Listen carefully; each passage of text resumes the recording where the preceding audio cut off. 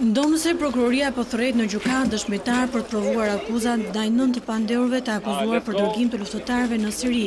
Këta të fundit numërojnë që dhe para trupit gjykues ta cilësojnë detyrim luftën për krah vëllezërve të tyre.